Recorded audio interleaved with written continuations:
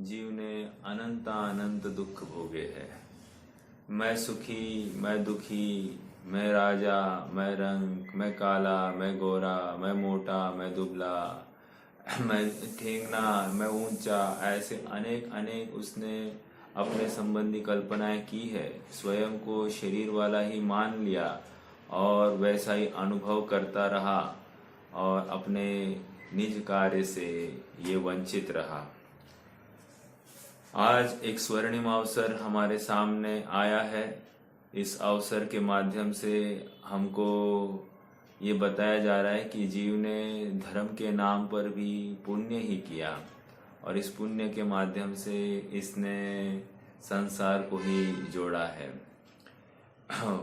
पुण्य की प्रति उपादेय व बुद्धि जब छूट जाएगी तो अपने आप स्वरूप के प्रति उपादेय बुद्धि आ ही जाती है और जिस दिन स्वरूप के प्रति उपादेय बुद्धि आ जाती है ये जीव मोक्ष मार्ग की तरफ अपना पहला कदम रख लेता है। विचारणीय बिंदु ये है कि देव शास्त्र गुरु,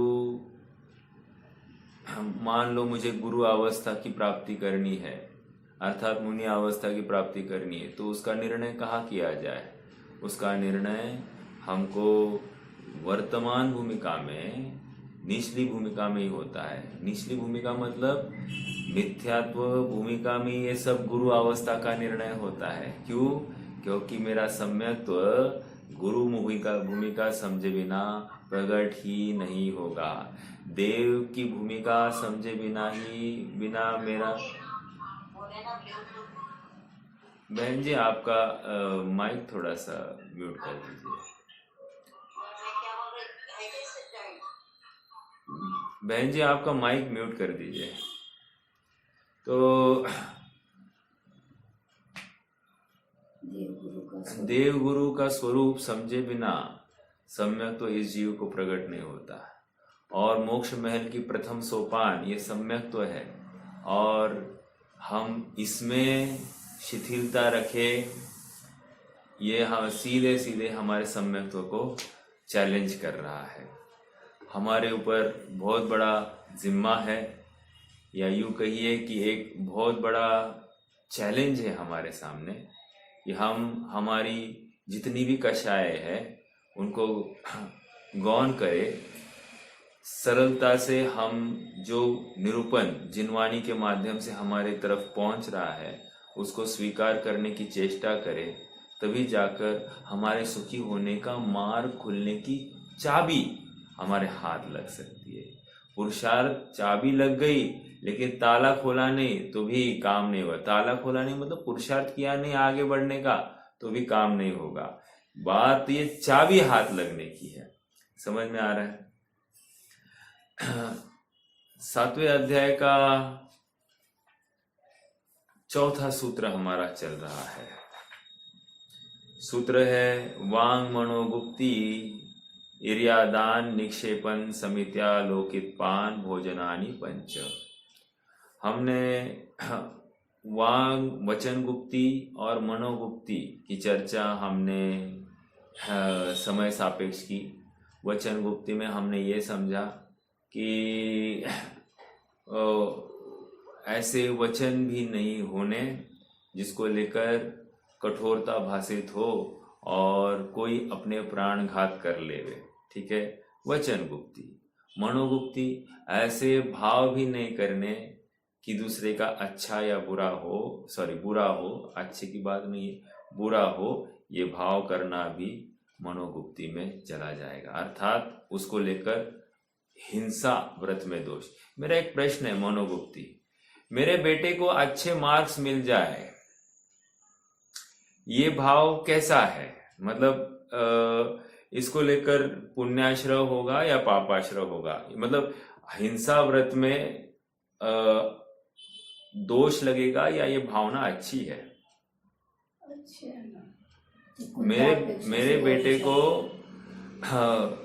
लौकिक शिक्षा में अच्छी नौकरी मिल जाए, अच्छे पैसे मिल जाए, अच्छी शिक्षा अर्जन करे, ये जो भावना है, ये फॉरेन जाए, बहुत प्रसिद्ध हो जाए, ये भावना, ये क्या है? ये हिंसा व्रत के लिए अनुकूल भावना है या प्रतिकूल भावना है? अहिंसा व्रत के लिए प्रतिकूल भावना है। देखो एक बात हो गई। दूसरा,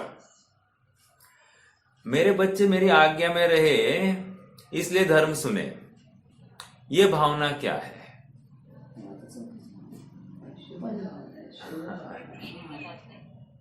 ये भी गलत है। देखो हम क्या चाहते हैं, बच्चे धर्म क्यों सुने? तो हमारे आज्ञा में रहे। ये बात अच्छी नहीं। हम ये विचार करें कि धर्म की बात सुनकर ये तत्व निर्णय करने लगे, ये सब विषय कषाय से हट जाए और अपना आत्म कल्याण की चेष्टा करे, ये हम नहीं चाह रहे। देखो अभिप्राय में हम क्या चाहते हैं कि धर्म सुने, धर्म सुन के ये अगर आगे बढ़ गया तो देख पाओगे क्या? ये मुनि अवस्था आदि आदि करके आगे बढ़ गया तो आप देख पाओगे क्या? प्रश्न आप स्वयं से करना। इसका मतलब कहीं ना कहीं आप धर्म को एक अपने स्वार्थ के लिए यूज करना चाहते हैं, और ये भी अहिंसा व्रत में दूषण खड़ा करेगा। आप सोचना, मतलब मैं काफी बिंदु आपने सामने खड़े कर रहा हूं कि कैसे कैसे विचारधारा चलती है और इन परिणामों का फल क्या होता है। समझ में आ रहा है? मैं तो एक एक ऐसे कुछ कुछ बोल रहा हूं। अभी ऐसे दिन में अपने 24 घंटों में कितने परिणाम होंगे? अभी एक एक परिणाम को हमको टटोलना, ये परिणाम किस जाति का, ये परिणाम किस जाति का। जब तक ऐसा एक एक परिणाम को नहीं टटोलेंगे तब तक जागृति नहीं होगी। ऐसे हजारों परिणाम आके जाते, हमको विचार भी नहीं होता है। समझ में आ रहा है? अभी जैसे मान लो श्रेयांश स्वाध्याय भी कराता है और वो उसकी लौकिक शिक्षा भी कर रहा है। अब लौकिक शिक्षा के पीछे स्वाध्याय को गौण करे, यह अच्छी बात है, या स्वाध्याय करके और समय मिला तो लौकिक शिक्षा करे, कौन सा सही है? स्वाध्याय करके लौकिक शिक्षा करे तो ठीक है। ये ऐसी सोच होनी ही चाहिए। देखो कितनी भी कठोर बात हो, बात ऐसी है, इसको स्वीकार करना। हमको मान्य है या नहीं मान्य है, हमको करियर की मुख्यता है, दिस इज सेकेंडरी थिंग। लेकिन सत्य बात तो यही है कि जिस दिन स्वीकार करना है यही बात स्वीकार करनी। अगर हम उनके लिए कुछ कर सकते हैं, सोच सकते हैं, तो उनको धर्म मार्ग में प्रेरित करें। ओके? और धर्म मार्ग मतलब वो भी इस धर्म के कट्टर अनुयायी होवे। ओके? अर्थात वे भी इस मार्ग पर चलने के लिए एक क्या कहे कि औरों के लिए एक उदाहरण बन जाए। समझ में आ रहा है क्या? ये विचारणीय बिंदु, मतलब ये कहा लाया मैंने, अहिंसा व्रत की भावना, मतलब हम भावना के नाम पर बच्चे सुने बच्चे करे, ये भी हमको अपने अभिप्राय में क्या है ये पकड़ना, और उसको लेकर ये सब बातें चलती है। ठीक है, आगे बढ़ेंगे। वचन गुप्ती हो गई, मनोगुप्ती हो गई। हाँ, और इसमें क्या था, गुप्ती कहकर यहाँ पर विकल्पों को ज्यादा दौड़ाना नहीं। आगे ईर्या समिति की बात आ गई। ईर्या समिति में हमने क्या कहा था, देखकर चलना, मतलब बोलते बोलते नहीं चल सकते हैं, इसलिए हम रास्ते पर बोलते बोलते चले, नहीं चलता। अगर चलना भी है तो नीचे देखना और फिर बोलना। जरूर नहीं आपको जिसके साथ चल रहे हो उसकी आंखों में आग डालने की जरूरत है, आप तो नीचे देखकर चलो। समझ में आ रहा है क्या? ऐसा हो सकता है, तो ये नीचे देखकर चलना। हाँ, लेकिन मुनिराज की भूमिका में तो नीचे देखकर भी बोला नहीं जाएगा, क्योंकि वे जब गमन करते हैं तो मौन लेकर ही गमन करें, ये नियम है।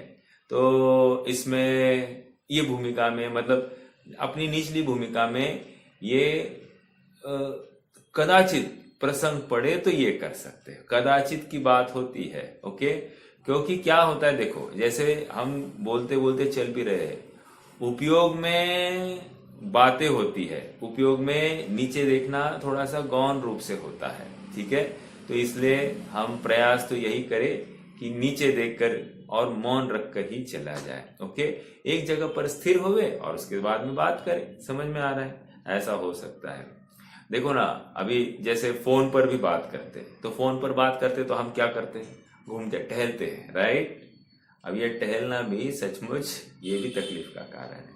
या बहुत से लोग क्या करते हैं, इवनिंग वॉक को चलते हैं या कोई वॉक को जाते हैं ना, फोन चालू।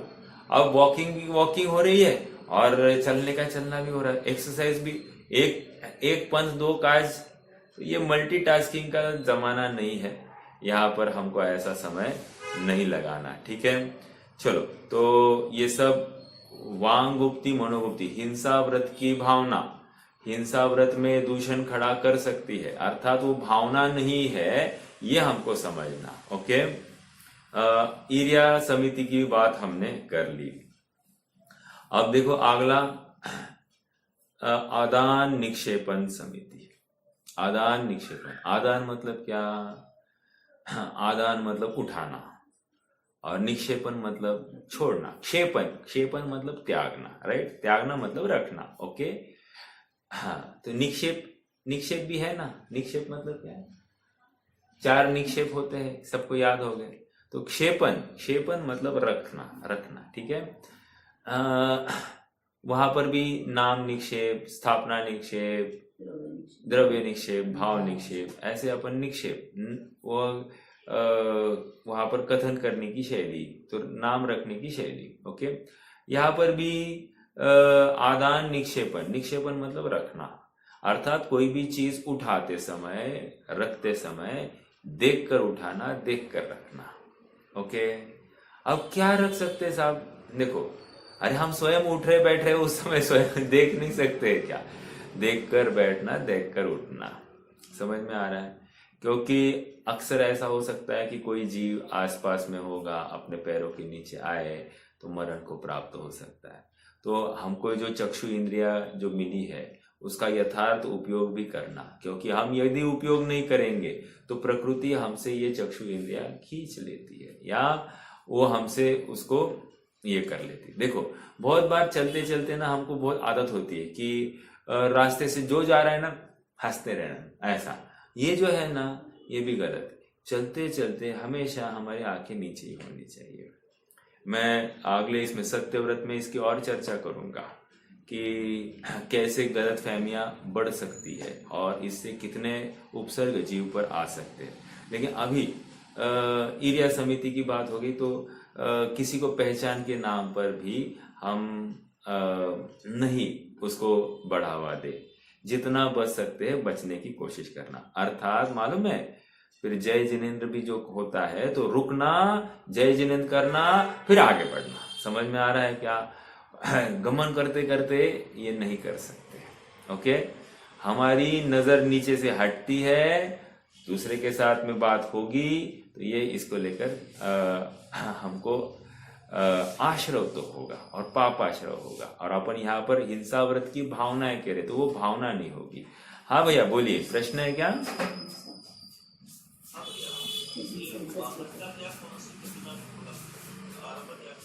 फिर से मैं वाहन का त्याग। ओ यस, देखो अभी सच बात बोलूं मैं आपको, वाहन में क्या क्या लिया है आपने, पहले मुझे ये प्रश्न है आपसे। वाहन में इस बाइसिकल से लेके ऑल ऑटोमोटिव्स। ओके, बाइसिकल से लेकर ऑटोमोटिव्स। हाँ, तो देखिए बाइसिकल और ऑटोमोटिव्स ये अणुव्रत धारण करने से पहले ही छूट जाते हैं। ओके, अब मैं आता हूं थोड़ा सा आगे। मतलब जो कॉल ऑटोमोटिव्स, अब बची बात बैलगाड़ी, वो जो टांगा गाड़ी होती है तो उसका यूज हो सकता है कि नहीं? हो सकता है। कैसे हो सकता है? इतना हो सकता है कि कोई यात्रा आदि के लिए निकले हैं या इस रूप में वो यूज होता है, तो उस परिप्रेक्ष्य में इसका यूज आरंभ रात्रि में नहीं हो सकता मेरे ख्याल से। हाँ, मुझे ये थोड़ा समझना पड़ेगा, लेकिन दूसरी प्रतिमा के आगे नहीं जाना चाहिए, और अगर दूसरी प्रतिमा के आगे गया तो छठवीं सातवीं प्रतिमा तक फिर वो कंटिन्यू हो सकता है, सातवीं प्रतिमा तक। ओके, सातवीं प्रतिमा के आगे फिर नहीं दिखता है कि ये इनका वाहन का उपयोग करे। अब वाहन में मुझे एक बात और जोड़नी थी भैया, वाहन में चप्पल भी लगा देना क्योंकि वाहन में चप्पल भी एक वाहन ही है। ओके, तो चप्पल एक्चुअली ब्रह्मचर्य में ये इसलिए सशंक हूं क्योंकि ब्रह्मचर्यानुव्रत वो व्रत प्रतिमा है ना, वहां पर चप्पल नहीं यूज कर, मतलब चप्पल का त्याग भी होने लग जाता है वहां पर। अर्थात जिस दिन अष्टमी चौदस होगी, अष्टानिका 10 लक्षण के पर्व होंगे, वहां चप्पल का उपयोग नहीं करेगा क्योंकि ब्रह्मचर्य से रहेगा ना, तो उस समय वाहन आदि सबका त्याग होगा। हाँ, जिस दिन व्यापार आदि में प्रवृत्ति होगी तो उस समय में वो एक विचारणीय बिंदु होगा, लेकिन उसमें भी हे बुद्धि ही रहेगी, भले ही उसका यूज हो रहा होगा लेकिन हे बुद्धि होगी। हाँ, तो मैं ये कंफर्म करूंगा एग्जैक्ट कहा है, लेकिन मोटा मोटा या तो दूसरी नहीं तो फिर सातवीं प्रतिमा तक चल सकता है। फिर ब्रह्मचर्य प्रतिमा जैसी आएगी तो सब छूट जाएगा। ब्रह्मचर्य प्रतिमा, रात्रि भोजन त्याग और फिर क्या, दिवा मैथुन त्याग। हाँ, तो छठवीं प्रतिमा के आगे तो मुझे दिखाई नहीं दे रहा है, फिर भी मैं आपको कंफर्म करूंगा। ओके, हाँ, एक बात उतनी, वो वाहन में आप चप्पल भी लगा देना। आगे बढ़ेंगे।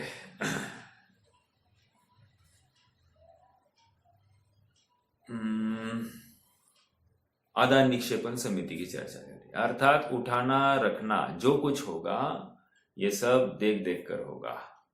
मतलब मुझे कोई जिनवानी रखनी है, उठानी है, ये देख कर, इतना ही नहीं, परिमार्जन भी होगा। मतलब जिनवानी उठाई, उसकी साफ सफाई होगी और फिर रखी जाएगी, ऐसी जिनवानी रखी नहीं जाएगी। ठीक है, तो ये परिमार्जन के लिए भी हमको प्रयास रखना, उठाते समय रखते समय बिल्कुल, क्योंकि काफी दिन एक जगह पर रहती है, उस जगह पर फिर क्या हो सकता है, उसमें दीमक आदि भी लग सकते हैं, तो वो भी आदान निक्षेपण के अंतर्गत हिंसा व्रत में दोष खड़ी कर देगी। समझ में आ रहा है क्या? क्योंकि हमने उसका यूज ही नहीं किया, ऐसी पड़ी है तो उसको लेकर दोष। अब देखो, इसको लेकर एक दूसरा एंगल, कोई ऐसा विचार करे कि दूषण नहीं लगना चाहिए, इसलिए सब जिनवानी हटा दो, सब जिनवानी घर में रखते ही नहीं जिनवानी, नहीं हमारे घर में कोई पढ़ता नहीं। अरे कोई पढ़ता नहीं तो तुम पढ़ो, पढ़ाओ। ये तुम्हें महिमा नहीं आती है जैन धर्म की, भगवान के वचनों की महिमा नहीं आती है? तुम्हें शेयर मार्केट का कोई चैनल चले तो तुम्हें कितना इंटरेस्ट से देखते हो, तुम्हें रसोई के कोई ऐसे वीडियोस होंगे तो कितने इंटरेस्ट से सुनते हो, या फिर अन्य अनेक बातें हैं, वो कितने इंटरेस्ट से, मतलब लौकिक, जो आज यहाँ पर भूकंप हो गया, आज वहां पर युद्ध छिड़ गया, आज इसने ये किया, सोने का भाव इतना हो गया, 4 जनों को फोन करके बताता है। तो ये सब क्या है? ये सब कह रहे हैं, अगर तुम्हें इतने इंटरेस्ट यहाँ पर है तो जिनवानी की बात पढ़ने में और पढ़ाने में तुमको इंटरेस्ट क्यों नहीं आता है? तो ये मैं आदान निक्षेपण में घटित करके देख रहा हूँ कि मतलब वहां पर हम जिनवानी को हटाने की जो चेष्टा करते वो योग्य नहीं है। ये इतना हमको ध्यान में रखना। नहीं, असाधना होगी, हमारे से नहीं पढ़ा जाएगा, तो तुम्हारे से ये नहीं पढ़ा जाएगा ना, तो अन्य बातें भी मत करना। एक बात में तुम्हें तकलीफ है तो दूसरी बात में भी तकलीफ होनी चाहिए, क्योंकि तुम नहीं पढ़ोगे तो भी आशातना है, और पढ़ो और घर में रखोगे तो भी आशातना है। समझ में आ रहा है क्या? ये एक थोड़ा सा गंभीर बिंदु मैं आपके सामने रख रहा हूं। मतलब इस भ्रम में नहीं रहना कि जिनवानी हम नहीं पढ़ते हैं या जिनवानी हम नहीं रख रहे घर में, इसको लेकर जिनवानी की आशातना नहीं होती है। ये बहुत मीठा भ्रम है हमारा, इसको हटाना चाहिए। और कदाचित हमको ज्यादा आश्रय होता है नहीं पढ़ने का। देखो, एक एग्जाम्पल देता हूं। मान लो जिनवानी हम घर पर लेकर गए और हमने पढ़ी ही नहीं, तो इसको लेकर आश्रय होगा कि नहीं होगा? लेकिन अब मैं दूसरा अपेक्षा देता हूं आपको। लेकिन जिस समय में हम ले रहे थे ना, हम अहोभाव से ले रहे थे। हम ये विचार कर रहे थे ये बढ़िया चीज है, बढ़िया चीज है, बढ़िया चीज है, ये मेरे पास होनी होनी होनी, इसीलिए तो लिया। तो वो जो उस समय में जो परिणाम था ना, वो परिणाम भी वो उतने समय के जो परिणाम बने रहे वो विशुद्ध परिणाम थे, उसको लेकर पुण्याश्रय हुआ है। कितने जन पकड़ रहे और समझ रहे इस बात को? मतलब हाँ, तो आप कहोगे लेना और रख देना इतना चलेगा भैया? वो अभी आप विचार करो। मतलब सभी सुधी जन है, सब समझदार है, लेकिन मुझे तो अपना अपना एक बिंदु आपके सामने रखना है कि विशुद्ध परिणाम होते हैं। जब भी हम जिनवानी की के प्रति अहोभाव लाते हैं तो उसके प्रति एक विशुद्ध परिणाम बनते ही बनते हैं। फल क्या मिल रहा है, दिस इज सेकेंडरी थिंग। लेकिन जितने समय के लिए हम जिनवानी के सामने हैं, हमारे परिणाम विशुद्ध होते हैं, ये बात स्वीकार करने योग्य है। हाँ जी, आदान निक्षेपण समिति की चर्चा हुई। अब एक लास्ट जो है, हमको थोड़ा सा अटपटा भी लग सकता है, लेकिन ये महत्वपूर्ण है, अत्यंत महत्वपूर्ण। आलोकित पान भोजनानी। आलोकित, आलोकित मतलब क्या? आलोकित मतलब प्रकाश में। देखो, एक होता है अलोक और एक होता है आलोक। अलोक मतलब क्या? अलोक मतलब हाँ, अलोक आकाश, राइट। आकाश द्रव्य का जो लोक के बाहर का जो भाग है उसको अलोक आकाश कहा जा रहा है। और आलोक मतलब होता है प्रकाश, ठीक है? आलोक मतलब प्रकाश, ठीक है? तो यहां पर क्या करें? आलोकित पान भोजनानी, मतलब वेरी इंपॉर्टेंट शब्द है पान। पान मतलब क्या होता है साहब? खाने का पान? पीना, वेरी गुड। पीना मतलब क्या क्या? जितने भी लिक्विड पदार्थ पिए जा सकते हैं उन सब की बात है। ओके, हाँ, दिन में बनाओ रात्रि में खाओ ये बात है ही नहीं, या रात्रि में बनाओ दिन में खाओ ये बात है ही नहीं। ये समारंभ, समारंभ, आरंभ, ये तीनों चीजों को रात्रि में नहीं करना। समझ में आ रहा है क्या? हाँ, अब इस न्याय से जितनी भी चीजें हम बाहर से लाते हैं ये भी रात्रि में नहीं होनी चाहिए, ये इसमें से घटित हो रहा है, ठीक है? ला रहे होंगे तो भावना तो भाई कि ये गलत हो रहा है, और खेद बरते कि हम दिन में करने की चेष्टा करें। ओके, तो विचारणीय बिंदु है ये भी। आलोकित पान भोजनानी, जब लाने का ही विरोध था तो खाने का तो विरोध हुआ ही। समझ में आ रहा है क्या? ये सब मतलब पानी छानना भी ये दिन में ही होना चाहिए, छानने की बात कर रहा हूं मैं। अब इस वर्तमान परिप्रेक्ष्य में ये कैसे हो सकता है, दिस इज सेकेंडरी थिंग। लेकिन क्या होना चाहिए इसकी बात यहां से अपन रख रहे हैं। सत्य मार्ग क्या है इसका विचार तो हमको, या इसका निर्णय तो हमको करना ही पड़ेगा। ओके, कितनी भी कठोर होगी बातें, लेकिन ये सब धैर्य से जो स्वीकार करेगा वही आगे बढ़ने के लिए पात्र है। और जिसको आकुलता हो जाती है, कषाय हो जाएगी इसको सुनकर, जरा बेचैन हो जाएगा, तो समझना कि कहीं ना कहीं उसको इस तत्व ज्ञान के प्रति आकुलता हो रही है। उसको ये लग रहा है कि मेरे से ये बिछड़ रहा है, मैं जो कर रहा हूँ वो मेरे से छीना जा रहा है, और उसमें वो छटपटाहट ये बहुत तकलीफ का कारण होती है, ठीक है? आलोकित पान भोजन अर्थात खाना पीना, बनाने से लेकर खाने तक की बातें सब दिन में होगी। अब एक महत्वपूर्ण बात, जितने भी शादी ब्याह, या फिर शादी ब्याह छोड़ दो, हम कदाचित नहीं जाए, लेकिन जितने भी विधान चलते हैं धर्म के नाम पर, पंच कल्याण आदि कार्यों में हम जाते हैं, वहां पर भी जो मॉर्निंग ब्रेकफास्ट आदि आदि जितनी भी चीजें हैं, ये इतने बड़े आयोजनों में रात्रि में ही काम होता है। समझ में आ रहा है क्या? तो हम अपना अपना विवेक और विचार जागरूक रखें कि क्या यह व्यवस्था जैनत्व के अनुकूल है या नहीं है, और यदि नहीं होगी तो हम भले वहां पर जाए लेकिन हम अपनी स्वतंत्र व्यवस्था करने की चेष्टा करें। मैं ये नहीं कहता हूं कि मत जाओ, लेकिन हम जैनत्व के अनुसार अपने परिणाम रखें, अपनी क्रियाओं को चलाएं। ओके, इससे खूब प्रभावना होगी और इससे धर्म आपको भर भर के देगा। मैं हमेशा कहता हूँ धर्म रक्षित रक्षक। जो धर्म की रक्षा करता है धर्म उसकी रक्षा करेगा। आप निश्चिंत होना, धर्म आपको हर जगह पर ऐसे उभार कर लेगा, उभार कर। ये बहुत बड़ी बात है। काकी का प्रश्न है का?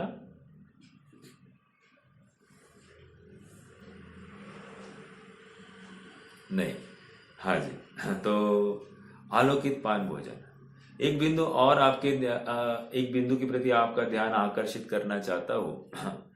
जो मुनियों के 5 महाव्रत बताए हैं और 6वां अणुव्रत बताया गया है, रात्रि भोजन त्याग नामक 6वां अणुव्रत बताया गया है।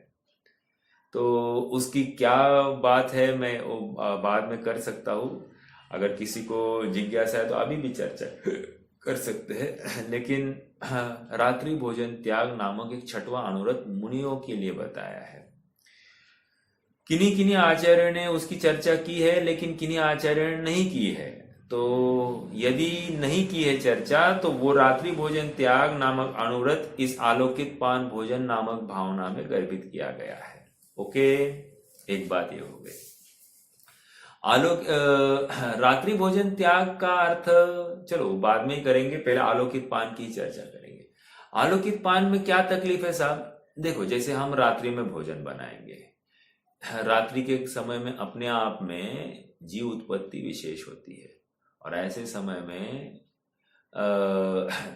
जो जीव राशि है वो सब अपने भोजन आदि में आकर गिर सकती है। उसको लेकर हिंसा या अपने आप उनके मरण के कारण बन जाने से ये हिंसा अपने माथे है। समझ में आ रहा है क्या? तो आप कहोगे लेकिन प्राणी मरे वा ना मरे उससे कोई फर्क नहीं पड़ता, फर्क तो हमारे भाव नहीं थे मारने के, तो इसलिए हमको कोई भी प्रॉब्लम नहीं। नहीं, ऐसा नहीं। आपके भाव भले ही नहीं दिखाई दे रहे ऊपरी स्तर पर, लेकिन यहाँ पर आपके प्रमाद बुद्धि दिखाई देती है। जब जिनागम में कहा है, जब केवली भगवान जिसको हम शिरमौर मान रहे हैं, उनकी हर आज्ञा को हम स्वीकार करते हैं, हर सुबह हम जाकर उनके चरण स्पर्श उनकी चरण वंदना करते हैं, और ये भावना भाते कि हे भगवान मैं जल्द से जल्द आपके जैसा हो जाऊं, और मैं निरंतर इस पापमयी क्रियाओं से हटकर तत्व निर्णय रूप शुद्ध क्रियाओं में प्रवृत्त करूं। तो ये भावना जब मैं उनके सामने जाकर कहता हूँ और पीछे मुड़ते ही ऐसे प्रमाद के कार्य में प्रवृत्ति करता हूँ, तो ये मेरा विचारधारा कहाँ तक जैनत्व के अनुकूल है? क्या मैं भगवान का सच्चा शिष्य हूँ? क्या मैं भगवान का सच्चा अनुयायी हूँ? इसके ऊपर हमको चिंतन करने का एक बहुत बड़ा कारण भी दिखाई देता है। आलोकित पान भोजन, रात्रि में हर कोई चीज जो ग्रहण की गई है वो खून और मांस के बराबर है। जैसे पानी का या लिक्विड का ग्रहण होना वो खून के बराबर माना गया है, और मांस का भोजन का ग्रहण करना अर्थात मांस के ग्रहण करने के अपेक्षा माना गया है। और ये हमारे धर्म में नहीं, हमारे दर्शन में नहीं, अन्य दर्शन में माना गया है। वहाँ पर चत्वारि नरक द्वारम, 4 नरक के द्वार बताए गए हैं। मतलब इनके महाभारत के काव्य में 4 नरक के द्वार बताए गए। प्रथम कारण कहा है संधान, संधान मतलब क्या? आचार। फिर दूसरा परस्त्री गमन, तीसरा रात्रि भोजन। रात्रि भोजन को वहां पर भी नरक का द्वार बताया गया है। तो ये अपने आप में एक विचारणीय बिंदु है कि जब अन्य मत में इसका निषेध हुआ तो हमारे यहाँ हुआ ही हुआ। ओके, इस परिप्रेक्ष्य में मैं आपके साथ में और 2-3 बातें शेयर करता हूँ। जैसे ग्रहण लगता है, ग्रहण लगता है तो अन्य मत वाले क्या मानते हैं कि हमारे भगवान पर उपसर्ग हुआ है, हमारे भगवान पर उपसर्ग। हमारे भगवान मतलब वे सूरज और चंद्रमा को भगवान मानते हैं, और हम क्या मानते हैं? सूरज का विमान मानते हैं, चंद्रमा का विमान मानते हैं, और उसके ऊपर देव, स्वर्ग के देव वहां पर रहते हैं। हम तो ये मानते हैं। चलो, तो कहने की बात इतनी है कि क्या ये सूरज और चंद्रमा, ग्रह, नक्षत्र हमको प्रभावित करते हैं? ये सेकेंडरी क्वेश्चन है। लेकिन बात इतनी है कि वे अन्य मत वाले देव के ऊपर उपसर्ग हुआ है ऐसा मानते हैं। तो उपसर्ग हुआ है तो इस काल में क्या करना साहब? इस काल में कह रहे खाना नहीं, पीना नहीं, निरंतर भगवान का स्मरण करना, जाप आदि करना, लेकिन शास्त्र पढ़ना नहीं, मात्र जाप आदि करना, उपवास रखना, ये सब बातें वे भी मानते हैं। अब आप एक फेनोमेनन की तरफ देखिए कि वो क्या हुआ, क्या है। जैसे सूर्य ग्रहण हुआ, सूर्य ग्रहण हुआ है मतलब क्या? सूर्य को मेरे ख्याल से राहु सूर्य और पृथ्वी के बीच में आ गया। तो इसको लेकर क्या हुआ कि सूर्य हमको दिखाई नहीं दे रहा। सूर्य दिखाई नहीं दे रहा मतलब अंधेरा छा जाता है। अब ये अंधेरा छा गया मतलब इज एज गुड एज रात्रि हो गई, इसलिए रात्रि में खाना नहीं चाहिए। लॉजिक तो ये है, लेकिन उन्होंने लोगों को मनवाने के लिए क्या कहा? उन्होंने कहा भगवान के ऊपर उपसर्ग आया। उपसर्ग आया तो हमारे भगवान के ऊपर उपसर्ग आया, जो हमको तारते उनके ऊपर उपसर्ग आया है, इसलिए हमको अब क्या करना? हम भगवान के लिए हमको उपवास आदि रखना। तो ये इस प्रकार की दंत कथाएं उनके यहाँ पर चलती है, लेकिन प्रैक्टिकल एक नैसर्गिक प्रक्रिया है ये, और उस प्रक्रिया के अंतर्गत वो राहु सूर्य के बीच में, पृथ्वी और सूर्य के बीच में आ जाता है, जिसको लेकर हमको सूरज दिखाई नहीं दे रहा है, उतने समय के लिए अपने यहाँ पर अंधेरा रहता है। तो ये रात्रि का समय है ऐसा मानकर रात्रि में कोई भी आरंभ के कार्य नहीं होते, इतनी सी बात यहां से डिराइव हो रही है।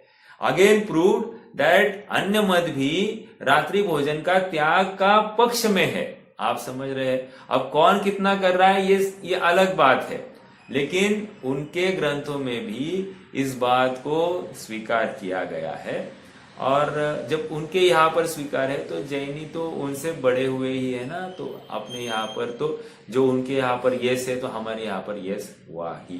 ठीक है, तो ये रात्रि भोजन त्याग अर्थात आलोकित पान भोजन, दिन में ही भोजन करना, रात्रि में भोजन नहीं होता है, ये बात हो गई। एक बात और, दिन की परिभाषा क्या है?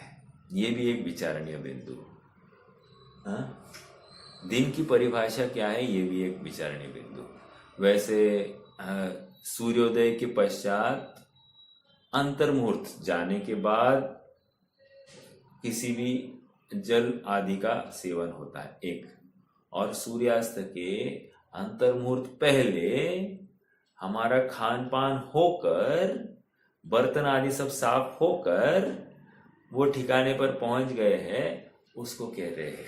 अर्थात रात्रि भोजन इज नॉट, रात्रि भोजन का दोष कहाँ तक नहीं है, मात्र खाने तक की बात नहीं है, वो बर्तन मंजकर फिर से अपने योग्य स्थान पर पहुंच गए हैं। समझ में आ रहा है क्या? उसको अन्य मत में नक्त कहा है ना, नक्त कहा है। अर्थात अंतर्मुहूर्त पहले तक हम सभी आरंभ के कार्य से निवृत्त हो जाए। ओके, इसको कह रहे रात्रि भोजन। अब आप थोड़ा समझना कि मान लो हम कहीं जाते हैं और हमारे निमित्त से सामने वाले को भोजन आदि करना पड़ता है, लेट होता है, उनके फिर सब घर के बर्तन आदि सब मंज कर सब रखने हैं, उसमें और डिले हो गया, तो इसको लेकर दोष कितना आएगा? समझ में आ रहा है क्या? तो हमको अपने आप में विचार करना कि हम किसके ऊपर कब और कितना भारारोपण कर सकते हैं, और इसको लेकर हिंसा व्रत में दूषण खड़ा हो सकता है। ये अपने अभिप्राय में रखकर हमको उसके अनुसार चलना। जैनत्व हमको जीवन जीने की कला दे रहा है, और फिर किसी ने ये नहीं किया वो नहीं किया इसके लिए अवसर ही खड़ा नहीं होता है। समझ में आ रहा है?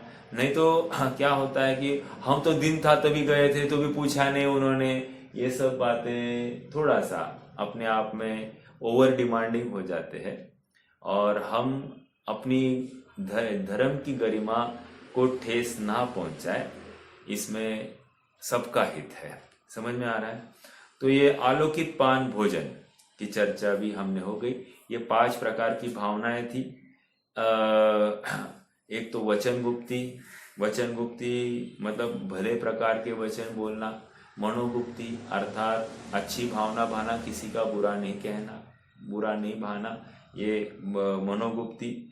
और काय गुप्ती के अंतर्गत इन्होंने ईर्ष्या समिति, आदान निक्षेपण और आलोकित पान नामक भोजन की कार्य यहाँ पर लिया गया है। तो ये सब होना। और एक बात कहना था, दिन में खाया गया भोजन वो पाचक होता है, रात्रि में खाया गया भोजन सड़ता है, ऐसा कहा जाता है। तो और एक बात है, कमलनाड़ जो अपने शरीर में है वो सूर्यास्त तक ही वो खुली रहती है, उसके बाद में वो बंद हो जाती है।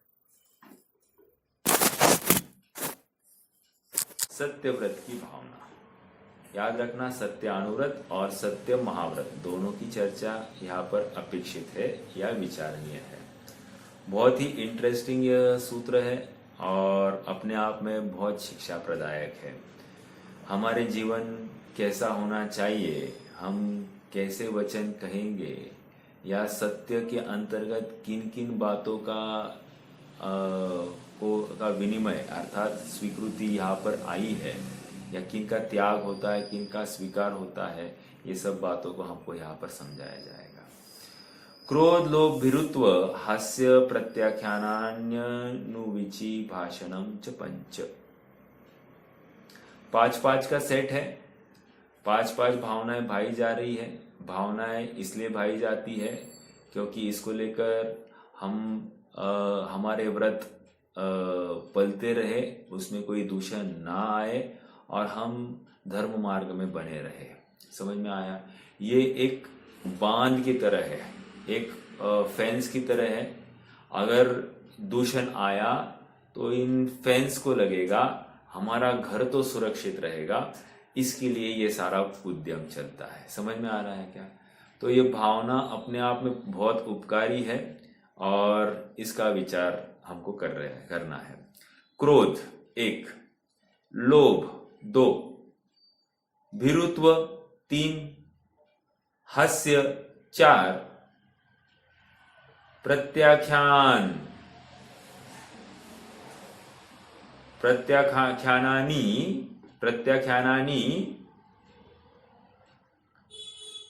अनुविचि भाषणम च पंच। प्रत्याख्यानानि कर दिया मतलब अन्य प्रत्याख्यान नान्य है ना, प्रत्याख्यानान्य, तो मैं क्या किया, प्रत्याख्यानानि नानी, ओके, और उसकी संधि करेंगे तो अ बाहर निकलता है, अनुवीची, य में से अ बाहर निकला, तो अ बाहर निकला तो क्या हुआ, अनुवीची भाषणम च पंच। समझ में आया? देखो अब क्या है, ये बहुत इंटरेस्टिंग टॉपिक है। लास्ट वाला लेना है क्या? नहीं, चलो पहले और थोड़ी सी बात करूंगा। देखो इसमें क्या है, क्रोध लोभ भीरुत्व हास्य का क्या करना है, प्रत्याख्यान करना है 1, और अणुविची भाषण का क्या करना है, वहां पर स्वीकार करना है, प्रत्याख्यान नहीं करना। आप थोड़ा सा नोट लिख दीजिए इस सूत्र में, क्या, क्रोध लोभ भीरुत्व और हास्य का प्रत्याख्यान, प्रत्याख्यान मतलब त्याग, ठीक है। क्रोध लोभ भीरुत्व हास्य का करना है त्याग।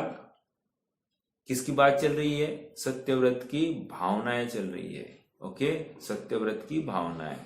और अणुविची भाषणम, अणुविची भाषणम अर्थात वो करना है प्रैक्टिस। ओके, ये हमारा प्रैक्टिस, इसको स्वीकार करना है। इसका मतलब 4 बातें हैं नास्तिपरक और 1 बात है अस्तिपरक। ठीक है, अस्ति नास्ति की बात हो रही है। अब थोड़ी सी और आगे चर्चा करेंगे। अणुविची भाषण की थोड़ी सी चर्चा करेंगे। थोड़ा सा मुझे भाव हुआ कि पहले अणुविची भाषण करें। ठीक है, अणुविची मतलब क्या? अब अणु मतलब होता है अणु मतलब चौओर से। ठीक है, और विची मतलब क्या होता है?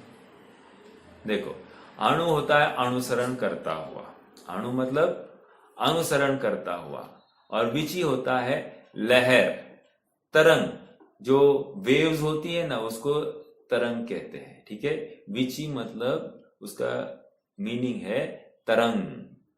ठीक है, अणुविची का अर्थ क्या हुआ? अनुसरण करती हुई लहर। ओके, नहीं समझ में आएगा? ठीक है, मैं समझाता हूं। मान लीजिए आप किसी तालाब के किनारे पर खड़े हैं। ओके, और आप क्या करते? एक पत्थर उठाते हो और पत्थर तालाब में फेंकते हो, बराबर बीच में। अब बीच में क्या होता है कि वहां से पत्थर फेंकने से एक लहर उत्पन्न हो जाती है, रिपल्स तैयार हो जाते हैं। तो कह रहे हैं कि ये जो लहर तैयार हो गई है, ये लहर अब कहाँ तक आ गई? लहर आ गई आपके पैरों तक। तो इसको क्या कह रहे हैं? ये वहां से पत्थर जहां डाला था वहां से लेकर आपके पैर तक वो लहर आ गई, इसको कह रहे हैं अणुविची। ये तो उदाहरण हो गया साहब, ये यहां पर सत्यव्रत की भावना में कहां से लाया? तो ये देखो, अणुविची का अर्थ है अनुसरण करता हुआ कथन, अनुसरण करता हुआ भाषण। ठीक है, अनुसरण किसका करना है? अनुसरण हमारे तीर्थंकर की वाणी का करना है। तीर्थंकर की वाणी कैसे? वीर हिमाचल तैनिक सी गुरु गौतम के मुख कुंड ढरी है। तो कहाँ से वो परंपरा कैसी, वो तरंग कहाँ से निकली? भगवान की वाणी खिरी, वाणी खिरी। यहाँ पर गौतम गंधर ने उसको ग्रहण किया। गौतम गंधर ने फिर अपने प्रशिष्यों को दिया, फिर प्रतिगंधर आदि को दिया, फिर उन्होंने अन्य आचार्यों को दिया, फिर उन्होंने अन्य अपने आश्रित मुनियों को दिया। ऐसा करते करते ये परंपरा कहाँ तक आ गई? मेरे तक पहुंची है। समझ में आया? इस प्रकार से जैसे उन्होंने कहा है उसी रूप में, फॉर्मेट में ही मेरे तक आई है। इसको कह रहे अणुविची भाषा। समझ में आया? तो वो एक लहर है ना, प्रत्येक आचार्य या गंधर आचार्य, ऐसी जो परंपरा है, जो बैटन रेस ये है, लिंक है, ये क्या है? एक लहर के समान है। तो वो लहर ऐसा पास ऑन हुआ है, वो यहाँ तक पहुंची है, मेरे तक पहुंची है। इसको कह रहे हैं, ये जो पढ़ रहा हूं मैं, ये अणुविची भाषण है। समझ में आ रहा है क्या? अणुविची भाषण। एक बात ये हो गई। अब ये तो आपने शब्दशः अर्थ कहा, लेकिन सत्यव्रत में इसका क्या रिलेशन? कह रहे सत्यव्रत में बहुत बड़ा रिलेशन है। क्या रिलेशन है? कह रहे कि जो भगवान ने कहा है वही कहना, तुम अपनी खोपड़ी से अलग नहीं बोलना। समझ में आया? मतलब तुम्हें लगता है ऐसा है, इसलिए तुम कुछ भी कथन करो। आज के डेट में थोड़ा सा मॉडिफाइड हो गया है, आज के डेट में कौन करता है, इसलिए तुम कुछ अलग प्रकार से मोक्ष मार्ग का कथन करो। ये नहीं चलेगा। समझ में आ रहा है क्या? इतना तो चलता है कि नाम पर तुम जो कुछ बोलते हो, ये सब अणुविची भाषण के विरुद्ध बातें हैं। ये समझ में आ रहा है कि बहुत कठोर बात है, ये गंभीर बात है, क्योंकि आज हमको थोड़ा सा इस पक्ष ने थोड़ा सा ग्रसित कर लिया है। हाँ, थोड़ा सा तो चलता है, कर हम थोड़ी सी शिथिलता का भी अनुमोदना कर बैठते हैं, और इसमें बहुत बड़ी दिक्कत हमारे लिए खड़ी हो जाती है। समझ में आ रहा है क्या? क्या दिक्कत हो सकती है? जैसे क्षेत्रपाल पद्मावती आदि का पूजना, ठीक है, जैसे भगवान की मूर्ति को लेपन आदि कर लेते हैं, ये सब क्या है? ये सब अनुविची भाषण के अंतर्गत लिया जाएगा। होता ऐसा है कि मान लो कोई गलत परंपरा को हम निर्वाह कराना है या कुछ चेंज कराना है, तो क्या किया जाए? लोगों को समझाते मत बैठो, डायरेक्टली क्या करो, एक किसी बड़े आचार्य के नाम से एक कोई कथा लिखी जाए या एक काव्य लिखा जाए और उसमें एक डाल दो एक बात जिसको लेकर अब क्या है, हम नहीं बोल रहे, ये आचार्य, ये शास्त्र में लिखा, शास्त्र प्रमाण मानकर ये जिनवानी साक्षात भगवान की कही या आचार्य के द्वारा लिखी हुई है, इसलिए ये गलत नहीं हो सकती। अब हमको ज्यादा विचार नहीं करना, इसलिए चेंज जहां पर किया गया है शास्त्रों में किया गया, तो जैसे ही शास्त्र में चेंज हुआ तो अपने आप अब उसके कोई चैलेंज ही खड़ा नहीं होता है। भले ही हमको बात मान्य नहीं होगी, लेकिन हम उसको चैलेंज करने से डरेंगे। समझ में आ रहा है क्या? और इसी प्रकार ये शिथिलता पनपने लगती है। समझ में आ रहा है? बहुत विचारणीय बिंदु। जैसे एक छोटी सी बात, प्रश्न आप सबसे कि अनुव्रती रात्रि में क्या करता होगा? मेरा प्रश्न, रात्रि मतलब शाम को, मतलब जैसे अंधेरा हो गया तो रात्रि हो गई है। हमारी रात्रि क्या होती है? जब सोते तब रात्रि होती है हमारी। तो मैं वो नहीं कह रहा हूं। अनुव्रती रात्रि मतलब क्या? जैसे सूर्यास्त हो गया रात्रि हो गई है। तो रात्रि में क्या करता होगा? वो बिजली का प्रयोग करेगा कि नहीं करेगा? प्रश्न है आप सबसे। हाँ, मौन लेते हैं, ठीक है, 12 घंटे मौन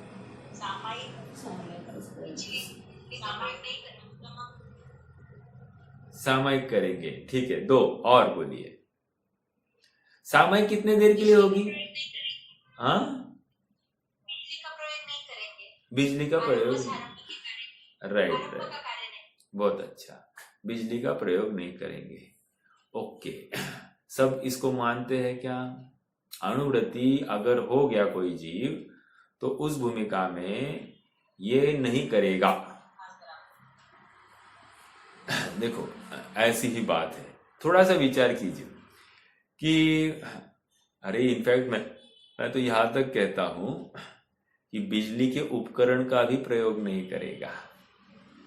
समझ में आ रहा है क्या? क्या, कैसे, क्या, अब कैसे संभव है? संभव नहीं संभव की बात छोड़ दीजिए, आज तक की परंपरा क्या है? बिजली का इन्वेंशन, सो कॉल्ड इन्वेंशन, विज्ञान ने कब किया?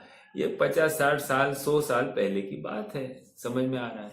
उसके पहले क्या था? कौन सी बिजली थी? किसके घर में बिजली थी? तो कौन बिजली का प्रयोग करता था? समझ में आ रहा है क्या? तो अपने आप में एक प्रश्न चिन्ह खड़ा होता है। तो बिजली ही नहीं थी तो बिजली के उपकरण नहीं थे, बिजली के उपकरण नहीं थे तो सारा काम बिना बिजली बिना यंत्र के ही तो होता था। तो फिर अब मानने के लिए क्यों हमको टकराहट होती है कि बिजली का प्रयोग अनुव्रति नहीं करता? अब अगली बात, कदाचित आज की व्यवस्था के अनुसार किसी को खेद बरते कि होना तो ऐसा ही चाहिए, लेकिन अब व्यवस्था ऐसी नहीं बनती है, इसलिए ये सबसे बेस्ट व्यवस्था हो रही है। मानता नहीं है यही होनी चाहिए, ये बेस्ट व्यवस्था मैं कर पाऊंगा और उसके अनुसार खेद बरते तो भी कदाचित उसको अनुव्रत हो सकता है। कदाचित की बात चलती है, ठीक है। तो ये और एक बिंदु हमारे ख्याल में होना चाहिए। इतनी बात मैंने क्यों कही? अनुविची भाषण के अंतर्गत, मतलब नहीं वो चलता ही है, आजकल यही चलता है, इसके बिना हो ही नहीं सकता। वो नहीं करेंगे तो क्या करेंगे? ये प्रश्न हम नहीं करेंगे। जिसको भूमिका में आगे बढ़ना है वो ये विचार करेगा। हम तो सही क्या गलत क्या इसका निर्णय करेंगे, और जब भी हमारा मुनिपना होगा या हमारे अनुरत अवस्था होगी तो हम ये कतई नहीं करेंगे। ये विश्वास आज, इसका निर्णय आज हमको करना है। समझ में आ रहा है क्या? हम किसी और के प्रति कटाक्ष नहीं कर रहे हैं। हम तो, हमारी भूमिका क्या होगी जब हम गुणस्थान में आगे बढ़ेंगे तो हम कैसे वर्तेंगे, इसका निर्णय करने के लिए इस सारे कार्य के ऊपर उहापोह कर रहे, चिंतन कर रहे हैं। किसी के प्रति कोई कटाक्ष की बात नहीं है। तो ये एक महत्वपूर्ण। और एक बात, जैसे कोई शास्त्र में बात हमको खटकती है, मान लो मैं अनुवादक हूं, मैं टीकाकार हूं, कोई ग्रंथ का अब आज के परिप्रेक्ष्य में इंग्लिश में मैं ट्रांसलेशन कर रहा हूं। तो अब इंग्लिश में जब ट्रांसलेशन कर रहा हूं तो उसमें कोई बात मुझे थोड़ी सी खटकती है, मैं उसमें थोड़ा चेंज कर दूं, तो क्या ये स्वीकार है? तो ये कदापि स्वीकार नहीं है। क्यों? क्योंकि आप, नियम ये है, जब ट्रांसलेटर हो ना, तो ट्रांसलेटर का नियम ये है कि जो वहां पर लिखा है उसी का अर्थ वाला ट्रांसलेशन तुम्हें करना है।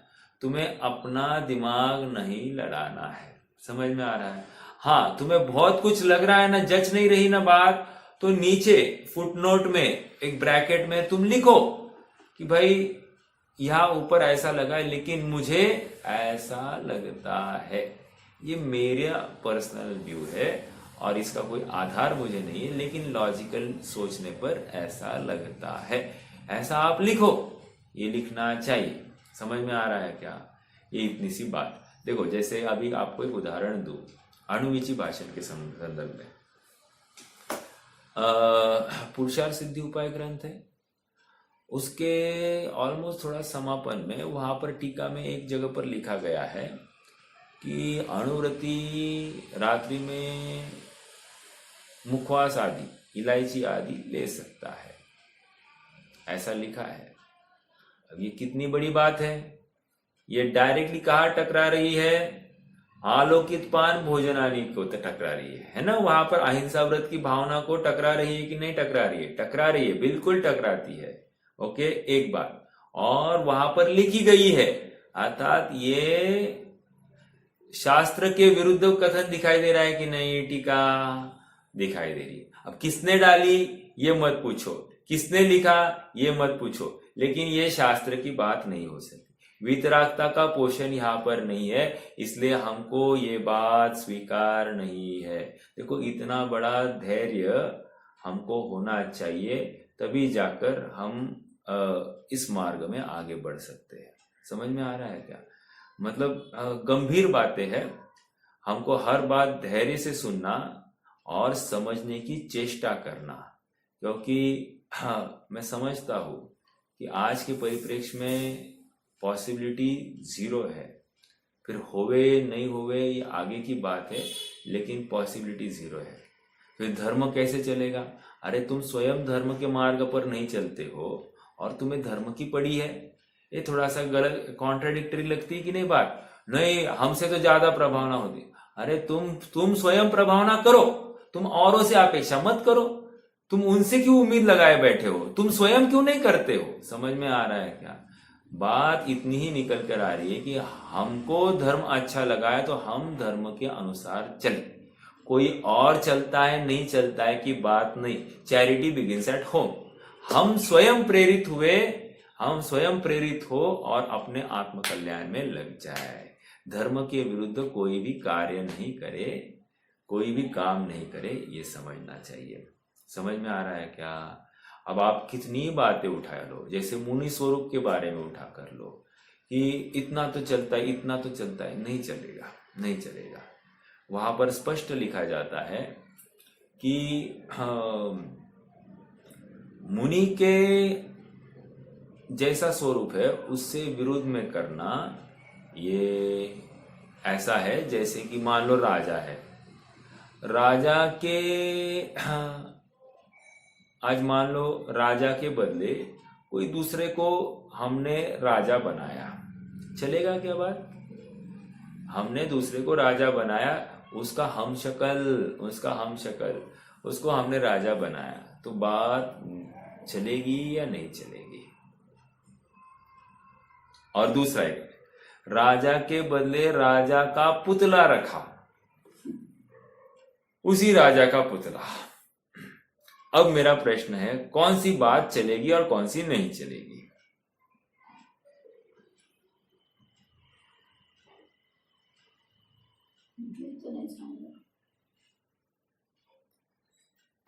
देखो, राज्य का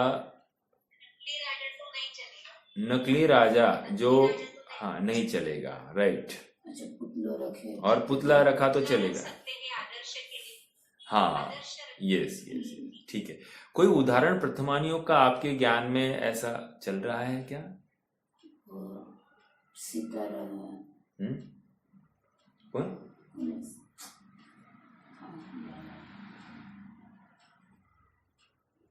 थोड़ा विचार कीजिए। रामायण की कथा है। सीतारा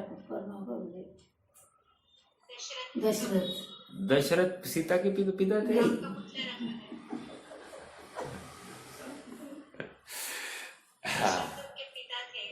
हाँ और राम का पुतला रख दिया था। हाँ, ऐसा वो तो अन्यमतियों ने किया था। चलो मैं आपको बताता हूँ। ऐसा है, एक तो रावण ने इनको मारने के लिए भेजा था। दशरथ, उसको मालूम पड़ा कि दशरथ का बेटा मेरे मौत का कारण बनेगा, तो ना रहेगा बांस ना बजेगी बांसुरी, इसलिए रावण ने दशरथ को मारने के लिए भेजा। और जनक को भी भेजा था, ऐसा मुझे लगता है। तो दोनों ने क्या किया, वहां पर उनके पुतले रखे और वो जो मारने आया था उसको भ्रम हुआ, उसने उनको चाकू से मार दिया और भाग के गया। तो इतना हो गया था। एक बात ये। तो दूसरा एक उदाहरण वहां पर आता है, सुग्रीव और साहसगति। सुग्रीव की पत्नी कौन थी? सुतारा। अब क्या हुआ था, साहसगति को सुतारा के ऊपर वो रीझ गया था और वो चाहता था कि ये सुतारा मेरी हो जाए। साहसगति विद्याधर था और उसके पास बहुरूपी विद्या थी। उसने क्या किया, उसने सुग्रीव का भेष धारण किया। अब सुतारा कंफ्यूजन में, ये सुग्रीव कौन है? तो सुग्रीव कौन है, तो सुतारा ने क्या करना चाहिए, जो सुग्रीव, जो रियल सुग्रीव है उसको तो साहसगति ने हकाल दिया और साहसगति वहां पर सुग्रीव बन के विचरण कर रहा है। पूरी प्रजा बढ़ गई, बच्चे बढ़ गए, सब बढ़ गए, लेकिन सुतारा क्या करे? सुग्रीव के मतलब साहसगति जो सुग्रीव के रूप में वहां पर खड़ा है, जाए या ना जाए उसके महल में? तो सुतारा ने क्या किया, उसने ये किया, जब तक सच्चाई सामने नहीं आती मैं तो ब्रह्मचर्य से रहूंगी। उसने किसी का चयन, मतलब सच्चे सुग्रीव का भी चयन नहीं किया। समझ में? इतना उदाहरण मैं क्यों दे रहा हूं?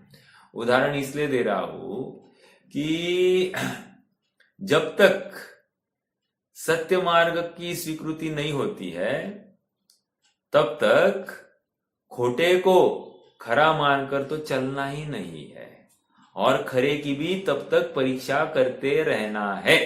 समझ में आ रहा है क्या? ये इतना गंभीर अपना मार्ग है। आप थोड़ा सा विचार करना। मैं तो उदाहरण दे रहा हूं। क्या होता है इसमें, कषाय के प्रसंग बन जाते हैं, किसी को विरोध दिखाई देता है, लेकिन यहाँ पर विरोध की बात नहीं है, या गंभीरता से विचार करने की बात है, सही क्या है गलत क्या है, और इसमें अपना हित और अहित निहित है। यदि हम इसका विरोध कर बैठेंगे तो कदाचित हमारा बहुत अकल्याण का कारण हो जाएगा, और यदि हम इसको स्वीकार कर लेते हैं तो अनंत अनंत हमारे आश्रव का खिरना नक्की है। इसी समय में मिथ्यात्व के सहस्त्र टुकड़े टुकड़े हो जाने वाले हैं। समझ में आ रहा है क्या? भावुकता में कोई भी निर्णय नहीं लेना। विशेष शयोक्षम अपने पास उपलब्ध है, विशेष समझ हमारी उत्पन्न है, तो इस समझ का पूरे से पूरा लाभ लगाना। मैं एक कदम गलत उठाऊंगा तो इससे मेरा अकल्याण होगा, ऐसा विचार करके बहुत गंभीरता से इन सूत्रों का चिंतन मनन करना। जो जो बातें अपन यहाँ पर डिस्कस कर रहे हैं, इसके ऊपर बहुत विचार मंथन होना जरूरी है। ठीक है, तो अणुविची भाषण की अपनी चर्चा आज हो गई है। क्रोध, लोभ, भीरुत्व, हास्य, इनकी भी चर्चा बहुत रोचक है, अपन करेंगे क्रमशः इसकी भी चर्चा। आज के लिए तो रुक जाते हैं। अपन निरंतर अपने आत्म कल्याण के लिए प्रेरित होवे, अन्यों को प्रेरणा दे, सही क्या गलत क्या ऐसा निर्णय करने की सामर्थ्य हम में ही, ऐसा पौरुष हम में जागृत हो, यही मंगल भावना है। आज के लिए रुक जाते हैं। कोई प्रश्न होगा तो रख सकते हैं, नहीं तो